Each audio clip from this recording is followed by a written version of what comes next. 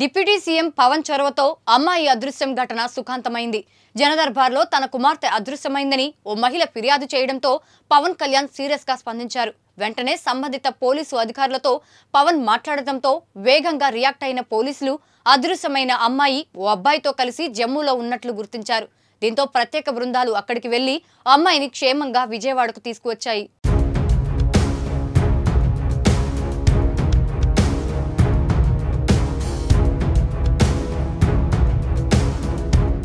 అయితే ఆ అమ్మాయిని అంజద్ అనే యువకుడు బలవంతంగా తీసుకెళ్లినట్లు యువతి ఫిర్యాదు చేసిందని పోలీసులు పేర్కొన్నారు. సదరు యువకుడిపై నాన్ బెయిలబుల్ కేసులు నమోదు చేసినట్లు చెప్పారు. కాగా నెల రోజులుగా తన కుమార్తెను చిత్రహింసలకు గురి చేశాడని యువతి తల్లి శివకుమారి మీడియాకు తెలిపింది. ఈ నేపథ్యంలో వీరి ఫిర్యాదు అందుకున్న పోలీసులు నిందితుడిని రేపు కోర్టులో హాజరుపరచనున్నట్లు చెప్పారు. నిందితుడు అంజద్ గతంలో కూడా ఇలాగే ఓ యువతిని మోసం చేసినట్లు పోలీసులు చెప్పారు. మరోవైపు పవన్ కళ్యాణ్ తన కుమార్తె అదృశ్య ఘటనలో చూపిన చొరవ పట్ల యువతి తల్లి ధన్యవాదాలు తెలిపారు. ఆయనకు తాము జీవితాంతం రుణపడి ఉంటామన్నారు. పోలీసు డిపార్ట్మెంట్ మొత్తం వచ్చి కదిలి వచ్చి ఆ సారు ఒక్క మాట మీద ఈ రోజు మా పిల్లని తీసుకొచ్చి మాకు నిలబెట్టారండి.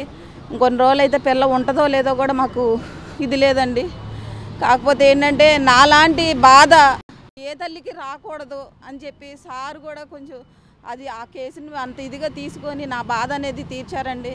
నిజంగా ఎంతో రుణపడి ఉంటానండి. అలాగే సార్కి మొత్తం క్రైమ్ బ్రాంచ్ శివాజీ సార్కి, సిపి సార్కి, గుణా సార్కి, కేకే సార్కి, ముఖ్యంగా కేకే సార్ అండి డే 1 నుంచి మమ్మల్ని చాలా ఆయన ఒక పర్సనల్గా అప్పచెప్పిన ఒక కేసు కింద తీసుకొని డే 1 నుంచి ఈ చివరి వరకు కూడా స్టిల్ ఈ రోజుకి కూడా నన్ను ఆయన ఎలా ఉన్నమ్మా పాప అని కూడా అడిగి నన్ను పరామర్శించిన సందర్భాలండి.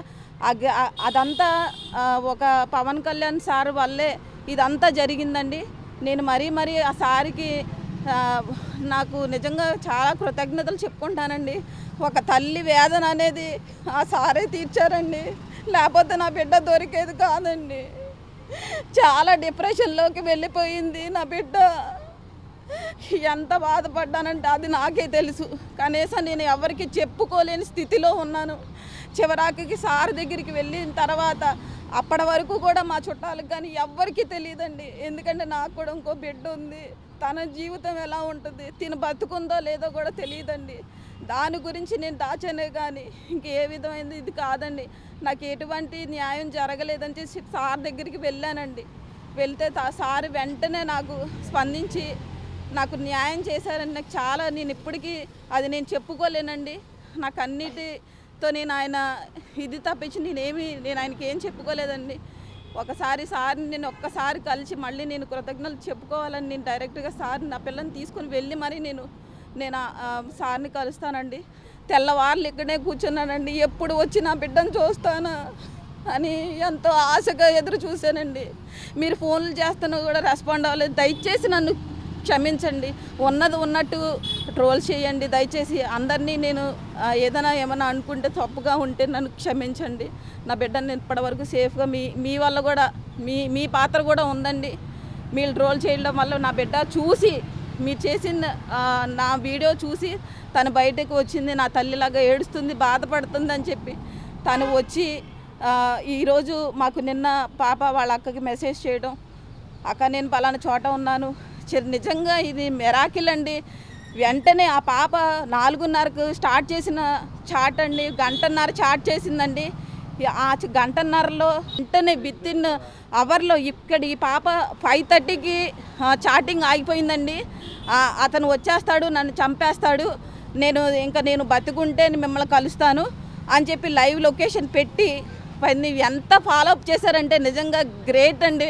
పోలీసులకి నేను మరీ చిరస వంచి నేను నమస్కరిస్తున్నానండి. నేను 28/10/2023న ఈ అమ్మాయి మిస్సింగ్ అయిందని మనకి కంప్లైంట్ ఇచ్చారు. ఈ అమ్మాయి United business and hotel management కాలేజీలో చదువుతోంది.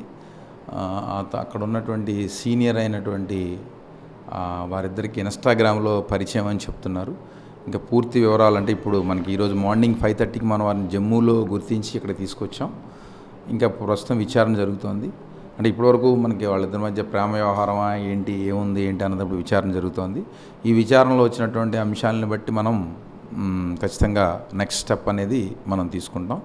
అయితే ఈ విషయంలో మన గౌరవ డిప్యూటీ సీఎం శ్రీ పవన్ కళ్యాణ్ గారు స్వయంగా వాళ్ళ మదర్ని, పవన్ కళ్యాణ్ గారిని వాళ్ళ మదర్ కలవడం, ఈ కేసు విషయం గురించి చెప్పడం, వెంటనే వారు స్పందించి దీని మీద నాకు ఫోన్ చేయటం, అలాగే మా సిపి గారికి, ఇతర సీనియర్ అధికారులందరికీ కూడా ఫోన్ చేయటం, వెంటనే అందరూ కూడా స్పందించి మనం ఒక స్పెషల్ టీమ్స్ వాటిని ఏర్పాటు చేసి క్షుణ్ణంగా అన్ని విషయాల్ని కూడా మనం పరిశోధించి అన్ని విషయాల్ని పరిశీలించి, అలాగే సీనియర్ ఆఫీసర్స్కి ఏ రోజుకి ఆ రోజు మనం రివ్యూ చెప్పి మళ్ళీ వాళ్ళు ఇచ్చేటువంటి ఇన్స్ట్రక్షన్కి అనుగుణంగా మనం ముందుకెళ్ళిన తర్వాత అక్కడి నుంచి ఒక మెసేజ్ రావడంతో ఈ అమ్మాయిని జమ్మూలో ఉన్నట్టు కింద గుర్తించడం, అక్కడి నుంచి ఇక్కడ తీసుకురావడం జరిగింది.